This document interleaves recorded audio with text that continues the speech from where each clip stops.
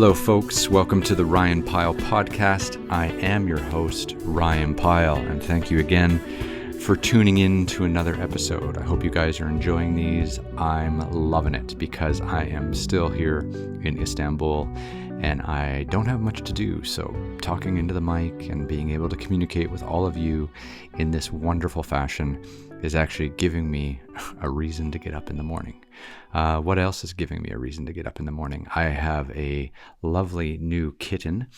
For those of you who have been following along, I might have to dedicate an entire episode to the kitten because he is even more popular than I am now on my social media. But look, Istanbul life is good. I guess the news at the moment is that the city's starting to open up, and that's positive. And hopefully with the city opening up again, that'll be a good thing. People will do their social distancing, and then maybe the borders will open up again. And wouldn't that be nice? And then maybe, just maybe, there will be an opportunity that I might be able to get back to work. But that is probably a conversation not for today, but for a little while from now. So as you guys might have realized, sometimes on these podcasts, I have a guest. And last week, my guest was Benjamin Chan, the youngest Hong Kong-born person to climb Mount Everest at 19 years old. And I interviewed him at 20 years old. And absolutely incredible. Yeah, I mean, he motivates me, and I love it. So I was really, really glad to speak with him. So if any of you out there missed that, it's episode 2 of the Ryan Pyle podcast. And today on the Ryan Pyle podcast, we don't have any guests. So if you need to go right now, you can just go. Switch the channel, find another podcast, delete my app, unsubscribe. But no, today I'm going to talk about the future of travel because I've been doing a ton of interviews these last 2 weeks, 3 weeks, because we've been promoting my new television show, Expedition Asia, which is coming out on Discovery Channel. And every single person that we've kind of talked to and done interviews with and things like that have been asking me about what the future of travel looks like.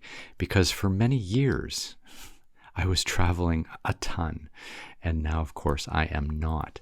So everyone wants to know my opinions. And I just thought I would dedicate an entire podcast to the future of travel because I want to go on the record and let everyone know exactly what I think. And then when people in my interviews and people who ask me for my opinions when they want to know what I think of the future of travel, I can just direct them to this podcast and save myself some time. So what else is going on? My COVID calls are a lot of fun. Those are still going on Instagram Live every day almost. I do a COVID call. I ring up another performer, another creative person, an artist, someone in television, an athlete, whoever I can get a hold of, whoever just wants to chat. And I have to thank everyone who's been one of my COVID call guests. We've done more than 50 of them now. And who knew that would happen when I started a couple of weeks ago. But I'm really enjoying them, and I hope all of you are enjoying them. And if you miss any of them on my Instagram Live, because they are there on the live TV, they're also on my YouTube channel. So you guys can check them out on my YouTube channel. And I think, the biggest winner, if you can have a winner in the middle of a global virus pandemic, the big winner has been my YouTube channel. I've been working really hard at it, and I hope that, if you like following me, then you'll like what's on my YouTube channel. There's full episodes of Tough Rides China, Tough Rides India, Tough Rides Brazil. There's a lot of behind the scenes footage. I'm doing video blogs. I'm doing my podcast is on YouTube. All my COVID calls are on YouTube. So yeah, I'm just trying to stay busy like everyone else and trying to communicate with all of you out there and just doing the best I can and just trying to keep it, together, trying to wake up every day with a purpose, really. I think that's the biggest thing is just, having things to do. because for a while there, I didn't have much to do, and it was dark. I was in a dark place. No, I wasn't really in a dark place. I was just in a hotel room in Istanbul, wondering when it was all going to end. And of course, now it's like 3 months later. No, two and a half. It's been a while, multiple months, and now I'm pretty much just settling into Istanbul. I'm probably just gonna live here for the rest of my life, and this isn't just going to be a chapter. No. Istanbul is not just a chapter in my life. I'm just going to end up living here, giving up travel forever. Okay. On a more serious note, for those of you who just joined, yes, there is no guest for today. It's just going to be me rambling on. And I love this because it gives me a chance to talk, because I have a lot on my mind. And sometimes when I'm interviewing a guest, I'm asking them questions and we get caught up in their world. And I love that. And it's a bit of escapism for me. And I love getting a chance to meet someone new. And I thrive on that. And that's what we do with my television show, and that's what I do with the COVID calls. But the podcast is going to be a bit different. We're going to have a guest one week, and then another week it'll just be me, and then another week it'll be a guest, and another week it'll just be me. And I hope you guys are okay with that. I hope you guys can dig in and subscribe and listen and buy into whatever I'm selling, which is really just me. There's no advertising. There's no anything. There's just me and what's inside my brain. Okay, let's get into this now. So as I was saying, I've been promoting Expedition Asia, which is my new television series on Discovery Channel, 10 episodes, 10 countries, 10 amazing adventure treks. And one of the questions everyone has been asking me while I've been promoting that show, and I've probably done about 100 interviews, is what does the future of travel look like? So I am just going to riff this out. I did make a couple notes. I do have a cheat sheet. I have been kind of keeping track of some of the things I've been saying. So here we go. This is what Ryan Pyle thinks the future of travel will be after the COVID-19 crisis. Okay. Number one, mobility matters. I am sick and tired of people saying like, oh, our world is too busy and our world is too fast and we're all moving too fast and we're all traveling too much and all these kinds of things. And maybe this is a chance for us all to slow down. It's a nice gesture and it's a nice thing to say, but it's not really going to happen. There's too much to be done. There's too much networking to be done. There's too much work to be done. There's too much, face-to-face meetings that need to take place. And I'm using Zoom. I'm using Skype. I'm using WhatsApp. I'm using FaceTime. I'm using every app on the planet to communicate with people, business partners, people I work with, people who work for me. We're using every app on the planet to communicate with each other. And it's great. It's nice to be able to have these calls with people. It's nice to see them through my screen. It's nice to check in and make sure everyone is okay. But in all of my years of doing business, I have never sealed a deal and had anyone pay me for anything unless I've met them face to face. I don't know if it's just the entertainment industry. I don't know if it's just the film and television production world, but no one has ever paid me unless it's someone that I have met face to face. So I just want to throw that out there. Maybe you feel the same way. Maybe you're in a similar kind of industry. I don't know. But as a freelancer like me who relies on personal relationships to get things done, meeting people face to face is still hugely important. So mobility matters. Being able to travel, being able to communicate effectively with people face to face will still happen. There will still be conferences all around the world. There will still be hundreds of people gathering in conference rooms listening to motivational speakers. There will still be a World Expo in Dubai in 2021, I hope. There will still be the Olympics in Japan in 2021, I hope. People are going to travel to go to these events. People are going to go to concerts again. People are going to travel to do all of this stuff. I think the COVID-19 crisis pandemic has taught us that, our world is fragile, just because of how many of us there are, 7+ billion people on the planet, and we're all kind of living on top of each other, and we're all flying around the world and sitting right next to each other, and sometimes we can make each other sick, and that's something we've known for a while. How many times have you come off a plane traveling, from one continent to another and come off with a sniffle, or been sick the next day after you landed? I mean, the more you travel, the more you get sick. That's just a fact. But obviously this COVID-19 crisis has taken it to a whole another level. But I still believe that the future of travel is that mobility will still matter and that people will still travel. And I think what's going to be hurt, business people will travel for sure. I mean, that's going to be the thing that is going to have to pick this up and get these airlines back moving, is going to be business travel. And that's going to be tough because businesses have been hit hard. There's a lot of unemployed people. It has not been easy in any way, shape, or form. So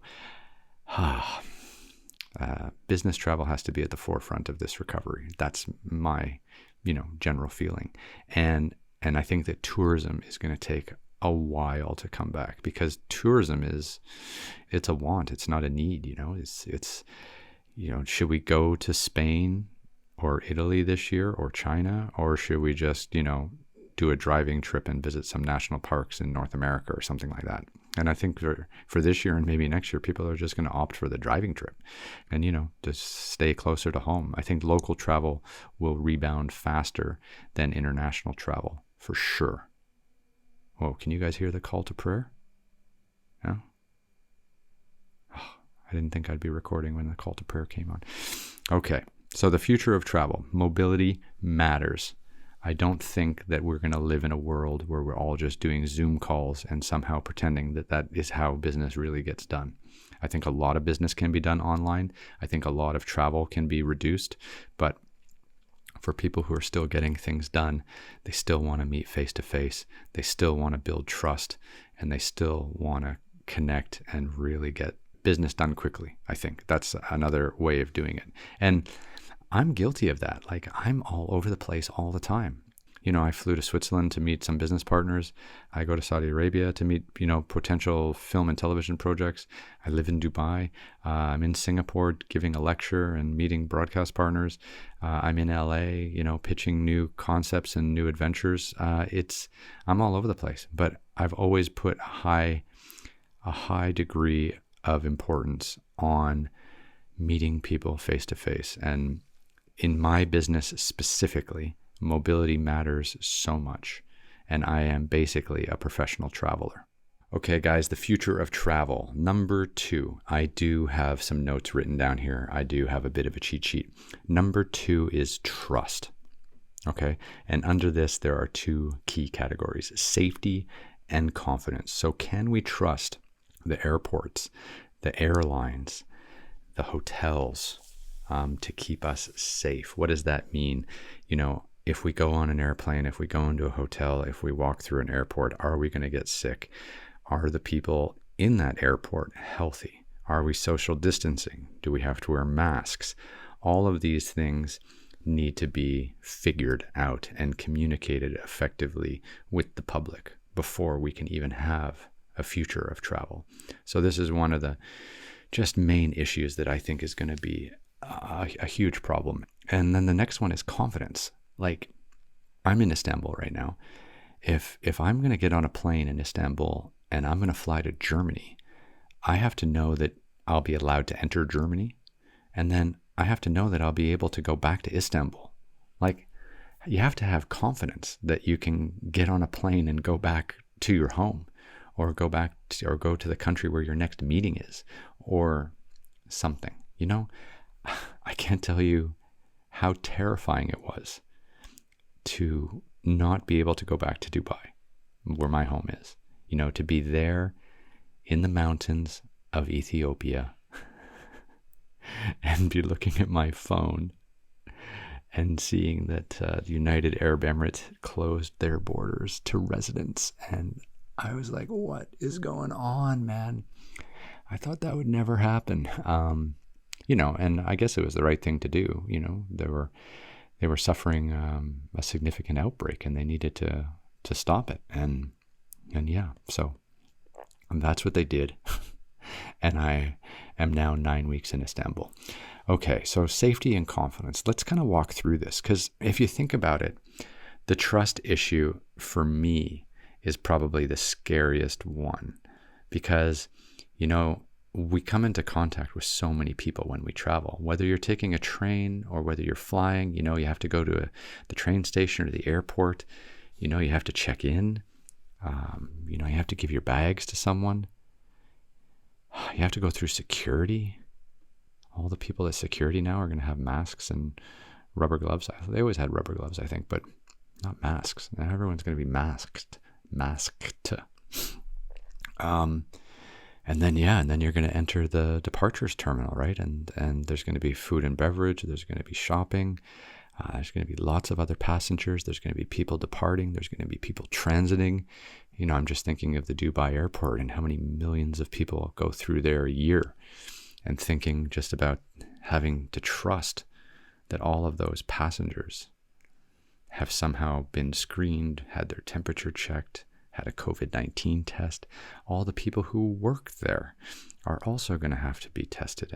And then, of course, you get on the airplane and it's like, oh my God, now you're on an airplane. Now you're in a confined space. An airport is a confined space as well, but it's a little bigger. But then now you're on an airplane and you're sitting next to people.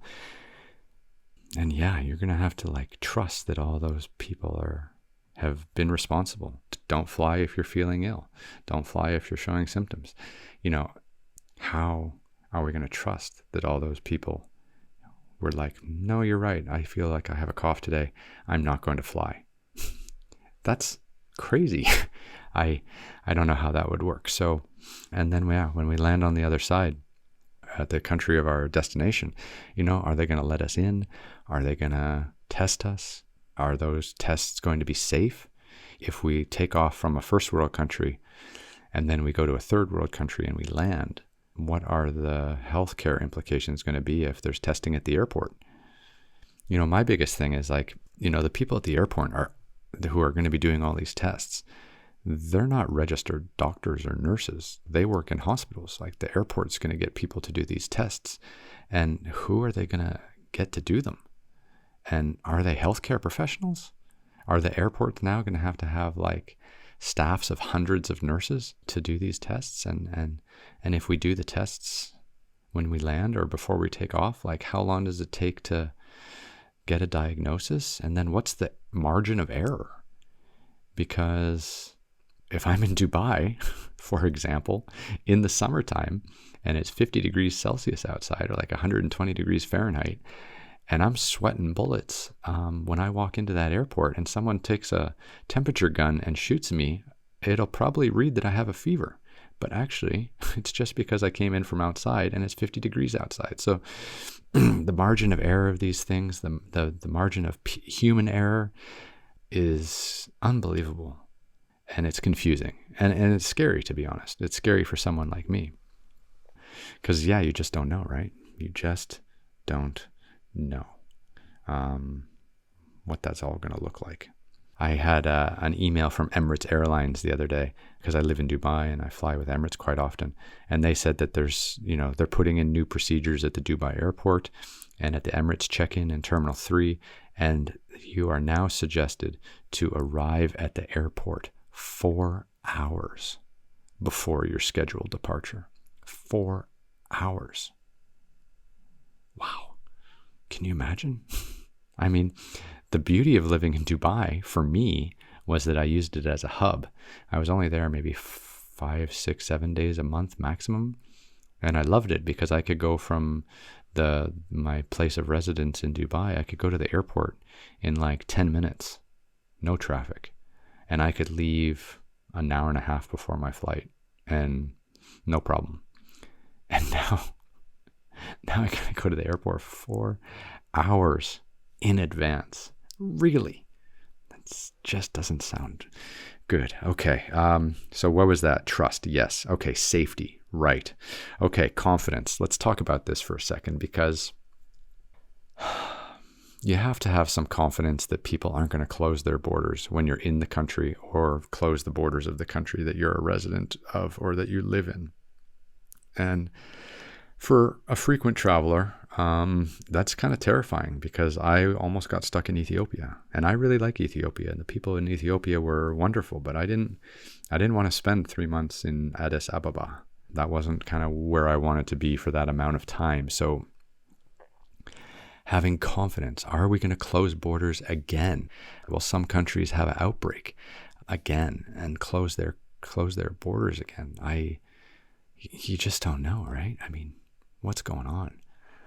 Now that all the borders have been closed, when they eventually do reopen, they could be closed again. Like, this is the thing. In my lifetime, the international borders have never been closed. But now that they have, that confidence that you can just travel and everything will always be open has been shattered forever.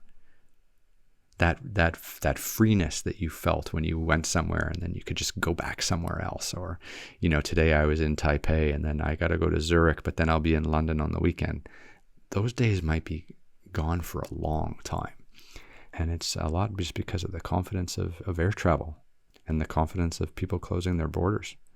It could happen again. It could happen again. Okay, that's the trust. Number 3 here, the future of travel. Travel is going to have to become touchless. What does that mean? Well, if you think about all the things you have to touch when you go through an airport or get on an airplane, it's pretty unbelievable.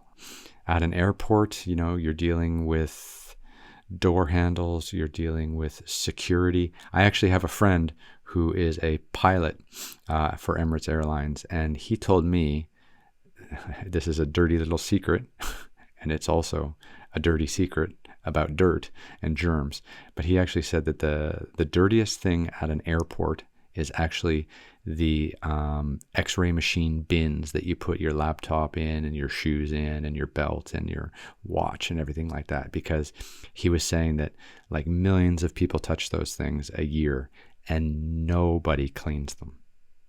And I thought that was terrifying.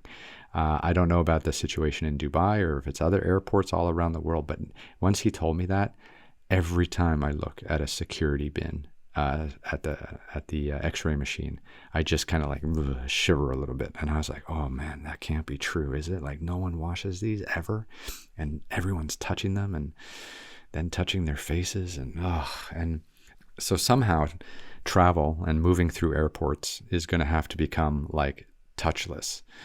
It's either that or we're all going to have to like go to the airport and put on rubber gloves, and then that'll be like the new normal. And I don't think people are going to settle for that. So I just feel like everything moving forward at airports, train stations, et cetera, will probably have to be touchless.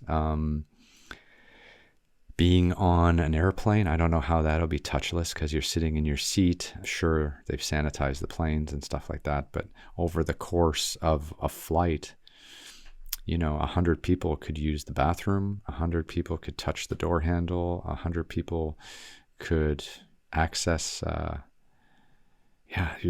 don't know how being on an airplane could ever be touchless.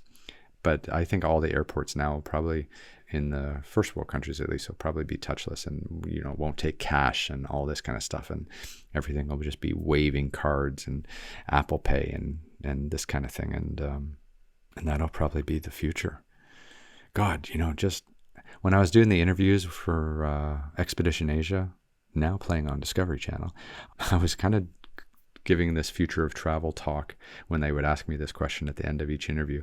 And I was kind of going through it pretty quickly. And now that I'm like getting more into all the topics, it's just depressing me even more. I don't know how you make everything touchless, but that's terrible. Okay, let's go here to the future of travel. My note number 4, digital health passports. I believe at some stage we are all going to have digital health passports. or maybe physical health passports. I don't know, but we're all going to have a health passport that goes along with our normal passport, which shows our date of birth, our gender, the country and the cities that we were born in, and whatnot. And now I also believe that we will have a digital health passport, and that will help provide some level of trust and safety and confidence in travel again. But, and this is a huge but, what are the privacy and insurance implications of having a digital health passport? Okay, on the surface, it seems really great, right? Like, hey, look, I'm healthy. Here's my digital passport, my digital health passport. Hey, look, I'm healthy. Let me on the plane. I'm a world traveler, blah, blah, blah. But what if you're not healthy? And a lot of people aren't healthy. A lot of people have underlying health conditions that they don't want to make public. And where is all this data stored? And who has access to it? And if I have diabetes and I have that information on my digital health passport, every time I open up my phone app, am I going to get diabetes medication advertisements? God, I hope not. That's terrifying. So the privacy issue is going to be unbelievable. And then the other thing is travel insurance. I use this isn't an advertisement or anything. I use a company called World Nomad, and they're great. You just type in what country you're a resident of, how old you are, where you're going, and how many days, and what activities you're going to be doing, and then it gives you a price.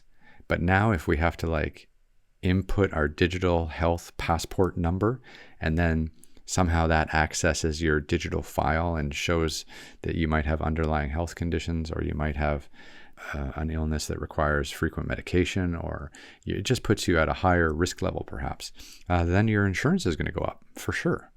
That can be a deal breaker for a lot of people who want to travel. Oh, digital health passport. Yeah, it sounds cool. It's an app on my iPhone. Yeah. Hey, I'm healthy. I'm flying to, Zurich today. But yeah, the privacy implications and the insurance implications and the data security implications are terrifying of something like that. And maybe that's just going to be the price of living in the future. These contact tracing apps that everyone's been coming out with, 6 months ago, people would have been like, I would never have an app on my phone that shared who I had been in contact with, blah, blah, blah, blah, blah. And now everyone's like, well, if that's what it takes to walk outside, then yeah, I'm downloading the app and putting in my contact information, and this is the new normal. And I just think that this digital health passport thing is going to become the new evil normal, and that privacy is going to be lost. The biggest loser from this COVID-19 crisis is privacy. I don't know if anyone else is talking about this. I don't really listen to the news or anything like that. But in my mind, when I think about how to travel, where to travel, how we get into contact with other people, what's really going on out there, I just think that there's no way, given our current environment, that we'll be able to travel as freely as we did in 2019 without having a huge, huge loss of privacy, whether it be through these digital health passports, or God knows what else we have to do in order to get on an airplane or a train in the future. It just sounds terrible, to be honest. And yeah, the deeper I go into this list, the less optimistic I am about it all. Oh, Jesus, what is going on in our world? Yeah. Am I optimistic? I don't know.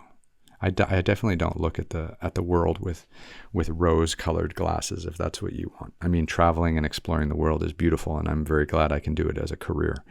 But I've seen a lot of terrible things, and I've met a lot of sordid characters. So I definitely understand that the world is a very, very, very, very unequal and harsh place.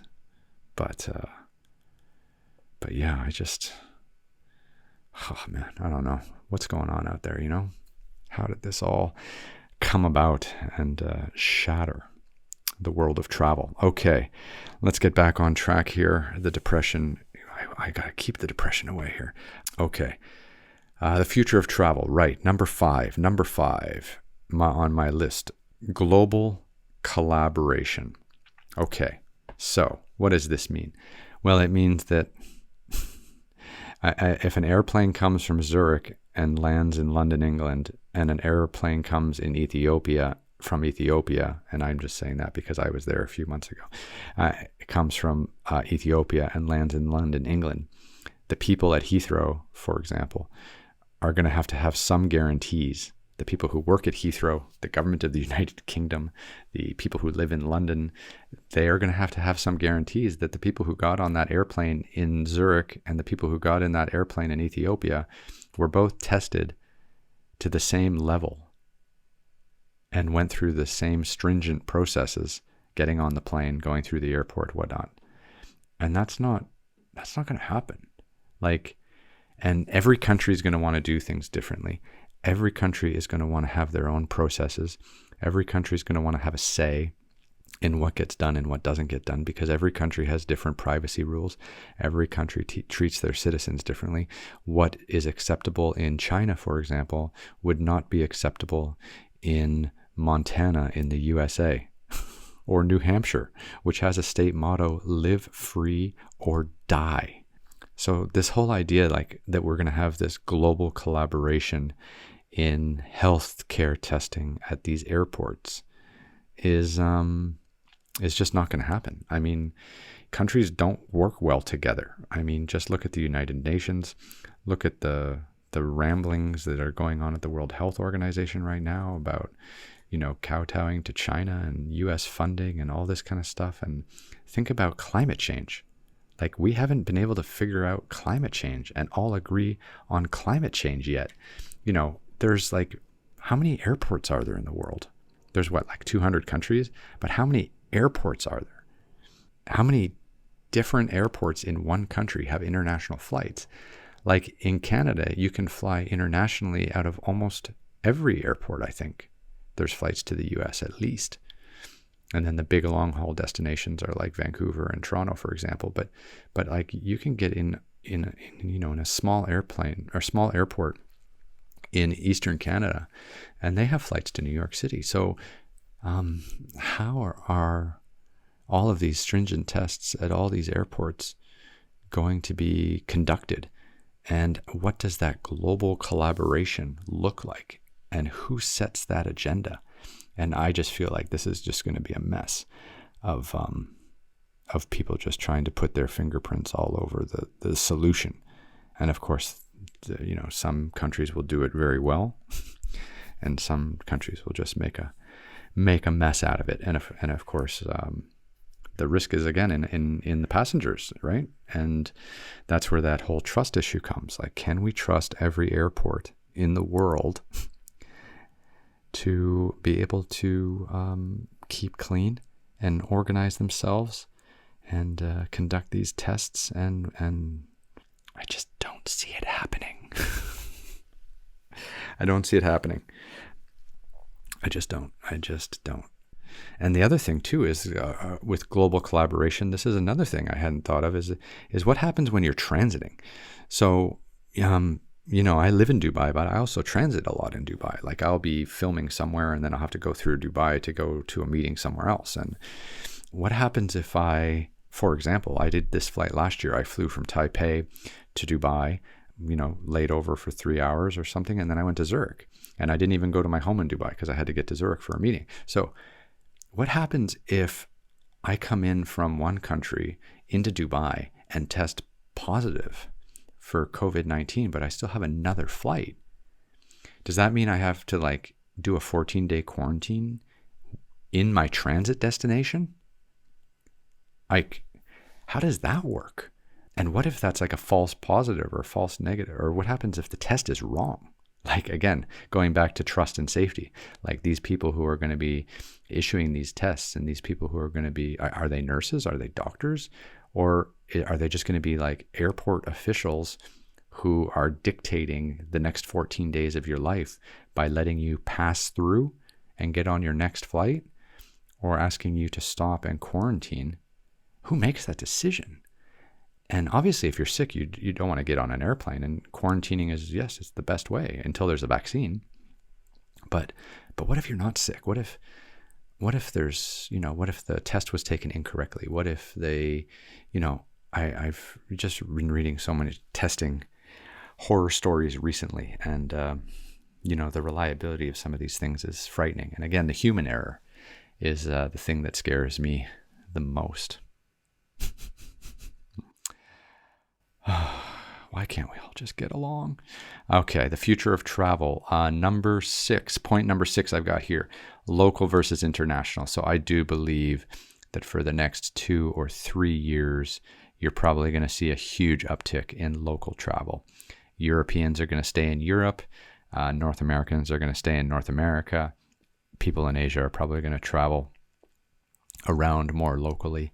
And those big long-haul international flights are probably going to take a hit. That's just my own personal opinion. I'm not a doctor. I am not an airline industry expert. That's just my gut feeling based on how people are kind of talking these days. Yeah, I just feel like people are going to stay a little closer to home for a while. And I don't know if that's good or bad. As I'm running down this list of ideas for the future of travel, it makes me kind of want to stay close to home as well. Like when I'm thinking about continent hopping and trying to film in all of our beautiful locations and meet all the amazing people we get to meet, I'm just thinking about going to every airport like 5 hours early and being poked and prodded and tested and stuck with things and having people in gloves touch me and having to wear a mask for 5 hours, in an airport, not being able to really breathe easily. What does that look like? Ugh. Okay, number 7 on my list here of the future of travel. Number 7, costs will increase significantly. I absolutely believe this because the airports are going to have to spend a ton of money to make sure the airports are safe. And the airlines are probably also going to be testing people before they get on the planes. And when you land, you're probably also going to get tested. So who's paying for all those tests? The passenger. The airports will charge the airlines. The airlines will charge the passengers. And that is going to make things more expensive. The other thing that's going to make things more expensive is how do you social distance on an airplane? Okay, every other seat. Great. So if there's supposed to be 200 people on an airplane and now there's 100 people on an airplane, guess what? Your ticket's going to be double the price. And then whatever the testing regulations or whatever the airports are going to start putting on the airlines to do before people get on the airplanes is just going to add up to a lot, I think. I'm not optimistic. And again, I mentioned this before. I think that business travel will come back first because businesses that haven't been devastated, by this shutdown are going to have money to continue sending their staff to do business all around the world. So business travel will probably pick up first again, and they'll have to essentially be the guinea pigs for this new system of travel. And that doesn't sound fun. Anytime someone calls you a guinea pig for something, it's not going to be good. Not something you're going to be like, yeah, I'm going to jump out at this opportunity. This is wonderful. It just sounds awful. Truly awful. So yeah, costs will increase. Insurance will increase. Airfare tickets will increase. Hotels might do okay, actually, because if people are traveling more locally, then the hotels will probably still be okay, maybe. Will the loss of international travelers be covered by the increase in domestic travelers? Hard to tell, but airlines are going to be terrible. And I think it's gonna be pretty tough on them. So yeah, look, everyone, that's my take on what the future of travel looks like. And as I mentioned, I wanted to do a podcast and dedicate this entire podcast to how I see the future of travel, because people have been asking me a ton over the last few weeks while I've been doing my promotions for Expedition Asia, now playing on Discovery Channel. And I thought I would just dedicate a whole podcast to it and just get it off my chest. So my 7 points were: mobility matters. People are still going to travel. Trust. This is a big issue. Safety and confidence. Safety in being able to sit next to people on airplanes, and safety in being tested, and safety in getting through airports, and confidence that countries will keep their borders open and not have, these reflex reactions if they find new cases and then you end up getting caught out somewhere. Touchless travel. I think airports have to be literally touchless. I don't know how that's going to work. And I don't know how the technology will work, but somehow that has to happen. Number 4 is the digital health passports. And my big concerns there were privacy and insurance. Number 5 was global collaboration. The world can't solve any problem by collaborating with each other. So I don't see this happening. Number 6 is local versus international. I do think that local travel will come back much faster. And number 7, costs will increase. Yeah. All in all, I am not very optimistic about the future of travel being nice. Travel used to be glamorous. I mean, it never was glamorous, but it's sold to you as being glamorous. Like you'd see, a handsome man and a beautiful woman sitting down in business class. He's dressed nice. She's dressed nice. They have champagne. And it's like, where you want to be for your next vacation. Now it's going to be like we're all wearing rubber gloves. We're all wearing masks. We're all protecting our eyes with goggles. There's no champagne. The flight attendants, men and women, are covered in medical jumpsuits, covered completely in plastic. Every time you go to the bathroom, someone's going to have to sanitize the entire bathroom and wipe it down after you go. I don't know what the cutlery is going to look like. I mean, I don't know. Yeah. It's not going to be glamorous anymore. I just don't know. The thing that scares me the most is actually the digital passports, the digital health passports that are somehow going to come out and are going to become mandatory. That really freaks me out, because if the entire rich world, and I'm sure that this will be a rich world thing because it's probably going to be a digital health passport and it's probably going to be on a smartphone, and the whole world doesn't have smartphones. They're expensive, so it's going to be like a rich world solution. So the people who have these digital health passports, there's going to be some privacy issues.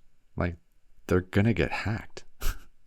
The information in there is gold to the worst kind of people. So it's just awful, How is this all going to work? How is all this going to play out? And for someone like me, I have spent 20 years, I said this the other day in one of my COVID calls, I spent 20 years of my life building a career around being able to travel and make a living. And I am a professional traveler. People pay me to travel, to provide services, whether that sounded strange, but to make film and television shows, or to give, to do speaking engagements and to give talks and things like that. And I have spent 20 years trying to build that up and do that. And for 19 of those years, traveling was difficult, but fun. And I was always happy when I got to my destination, and it was always nice to be able to tell stories, whether I was making the actual television shows or sharing stories from those shows with an audience, live audience. And now I just feel like going to an airport is just going to be nauseating. Yeah, I'm not depressed or I mean, I'm quite level-headed, I think. Like, I'm not sad. I'll still have work somehow in the future, I suppose, but it's going to be different. And I just, when I used to think about going to the airport and getting on a plane and going somewhere new, that excited me. And now it doesn't. And that is what I'm most afraid of. And I believe the thing that scares me the most is just the airport experience and the airline experience and the things that are going to have to be done to keep us all safe are going to destroy the experiential element of being on an aircraft or a train. Yeah. And I just, I worry about that. And that can be the thing I think that really hurts the future of travel and that really stops people from taking vacations, from traveling around the world, from learning about other parts of the world, from, coming into contact with other cultures and other people. I really think that the world is a better place the more we travel, and this is what my TV shows are all about. And I've been promoting that for many years, and I still think that the more we all travel, the more we learn about other cultures and other ways of life, the more we learn about ourselves. It makes you a better person. I've said that publicly like a million times. But now if making that journey to get that education is a terrible experience, then it'll kind of sully the whole journey, and it'll leave a mark on the whole kind of process. And I worry about that, I really do worry about it. I just don't think it'll be very glamorous anymore to travel. And I feel like the airline experience and the airport experience and the security measures and the health measures will definitely remove the glamour out of travel, but also just make things incredibly awkward and difficult. And of course, that makes it safer, and that's obviously very important, and that's a necessary evil, I suppose. But I don't know how that's going to work. I really don't. Because, like we travel with a lot of film equipment, right? So we already have to go to the airport like 3 or 4 hours before just to deal with the extra baggage people and to deal with like people checking all of our batteries and blah, blah, blah, blah. It's exhausting.